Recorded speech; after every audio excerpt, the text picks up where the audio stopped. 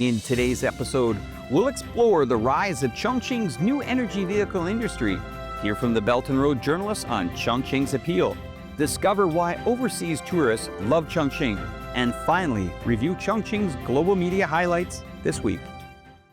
When people think of Chongqing hot pot, it's often the first thing that comes to mind. But in recent years, the city has been quietly transforming into a key player on the global new energy vehicle map. Exactly, Alex. Local brands like Changan and Seres are using intelligent connected vehicle technology to leap ahead, sending made in Chongqing NEVs onto roads worldwide. But the road to automotive success hasn't been smooth. Let's take a closer look at the stories behind these Chongqing automakers. Many know Chongqing from its flashy social media tags. Yet beneath the dazzling and futuristic appearance, Chongqing is a city built on manufacturing, with the automotive industry standing as its most vital engine. On July 29, 2025, an automaker based in Chongqing announced its upgrade to an independent central state-owned enterprise, meaning it now holds higher-level decision-making power and stronger resource coordination. Named after one of China's ancient capitals, Changan Automobile has grown into a domestic top 5 car maker and climbed into the top 3 among Chinese brands in overseas sales. Its journey reflects the broader rise of Chongqing's auto industry, which, after a period of quiet, is returning to prosperity. As one of the hubs of China's manufacturing sector, Chongqing produced its first vehicle, a rugged SUV, in 1957. Over the decades that followed, the city grew and developed a comprehensive automotive ecosystem. As the industry grew, international automakers formed joint ventures with Chongqing's local brand, each leaving their mark. Like Suzuki became part of a generation's memory through the city's yellow taxis. Meanwhile, homegrown car makers thrived in the low-price market by selling in volume with slim profits. As ordinary families began demanding better quality, Chongqing's volume-driven brands started to lose their edge. In 2018, the city's auto production fell off a cliff. The shadow of Detroit's decline loomed over this Chinese motor city. 汽车这个产业它有产品周期性，它有历史自己的包袱性，刚好处于一个更迭的时候呢，它可能就会出现这么一些情况。这些就说这个发展过程呢，我觉得核心的还是在于要打造自己的这个技术研发的核心竞争力。 Tech companies are perhaps the hottest kind of business in China today. For automakers, becoming a tech company means moving toward new energy and smart technologies. At the time, Tesla and BYD were just beginning to spark a global wave of electric vehicles. Chinese auto leaders believed this wave could help them catch up in the race against foreign brands, a strategy they called overtaking on a new track. One of Chongqing automakers was among the first to embrace this strategy. Seres, formerly known as Socon, once only made mini vehicles. 跑了10多年，干微型车，干中低端车，最后觉得必须换道了。 In 2016, Seres set up a subsidiary in Silicon Valley. A year later, it acquired an auto plant in Indiana and brought on Tesla co-founder Martin Eberhard as a strategic advisor. Everything was going according to plan until turbulence in global trade forced the company to shelve its plans for entering the US market. After returning to China, Seres quickly launched its first EV model, but almost no one paid attention. Seres chose to lean on a stronger partner, Huawei. The Chinese tech giant was, at the time, also looking for allies in the auto world. A partnership with Huawei brought new hope to Seres. The joint Aito brand was warmly received.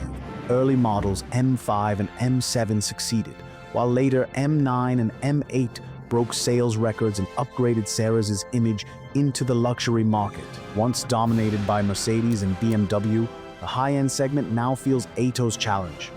Company stock has steadily risen. Pumi, last month, a special group of visitors came to Chongqing, journalists from the Belt and Road countries. That's right, Alec. Media representatives from Belarus, Kazakhstan, and other nations shared their thoughts on Chongqing's development. Over 3 days of field visits, what lasting impressions did this 3D magical city leave on them? Let's hear these international journalists interpret Chongqing.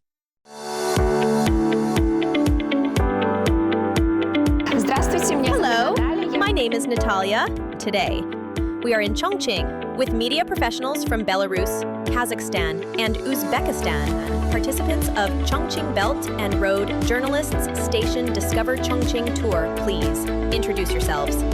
Hello, I'm Sviatlana Kirsanova, Deputy Editor-in-Chief of the newspaper 7 Days, part of the Belta Media Holding Belarus. My name is Duisunova Sanjugash. I am from Kazakhstan. I work as a reporter at the information analytical internet portal Orda. I represent sunny Uzbekistan. I am Chief Editor of the International Department at Uzbekistan National News Agency. Welcome. Thank you for joining us today. Today, we have a round table. We will discuss your impressions of Chongqing and prospects for cooperation. It is already the 4th day of your stay here. Please share your impressions of the city. I'm amazed by its size. Chongqing is like 2 largest regions of Belarus. Belarusians would only be 1/3 of its population. When they showed us an innovative film, I kept asking the translator, is this really Chongqing? Skyscrapers, Yangtze River, mountains, waterfalls, all Chongqing. I was impressed by the scale and modernity of the city. What amazed me is the mix of ancient civilization, culture, and new technologies. We have many links with China. These are railway checkpoints. Then we have Nurjoli, a road transport checkpoint. And also, we have Horgos, which is an international center for border cooperation. I kept marveling at human ingenuity and labor. 20,000 bridges, unimaginable. The last film about your nature inspired me deeply. I felt like a sponge, absorbing everything. I posted daily on Instagram, gained 4.1 million views, 1,680 new followers in 3 to 4 days. People ask how to get here, where to stay, who to contact. Trust is the most important in journalism. My followers trust me, so they want to know everything. I shared every location so people could see it all. I work at information agency and broadcast stories live. You told stories live as you saw them.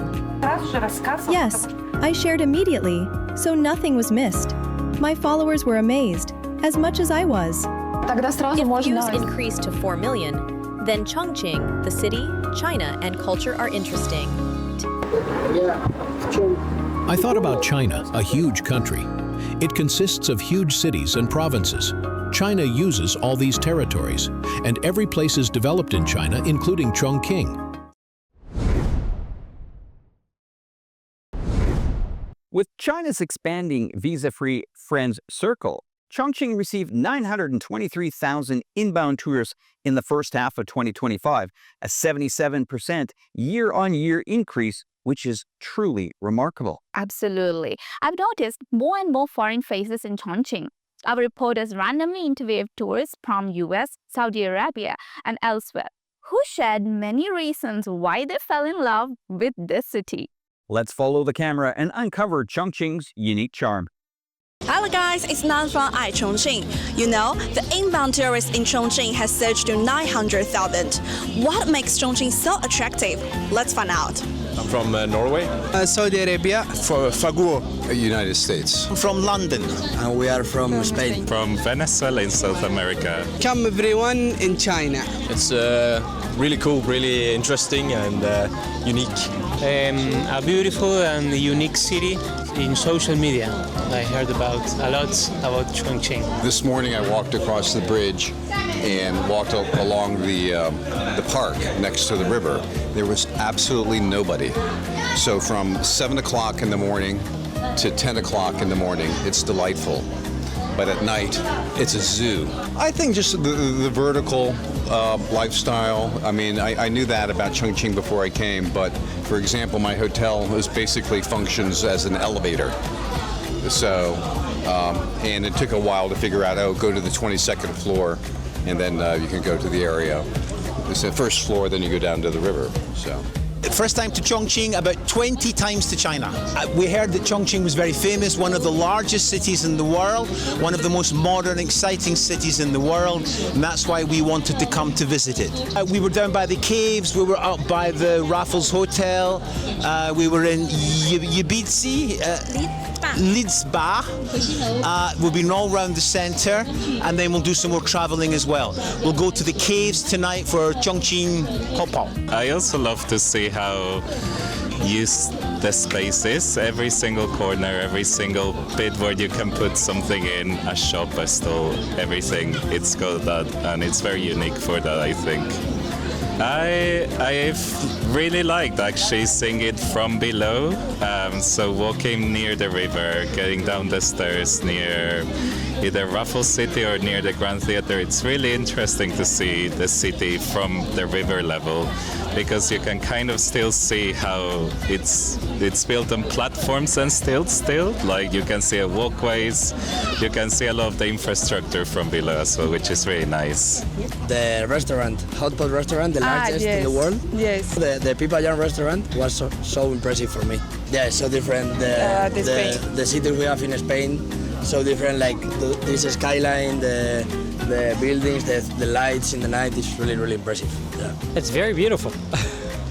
It's very diverse. Well, it's different than what we see, and the ways the structure is just very beautiful. And that's why I was inspired for me to come and see it.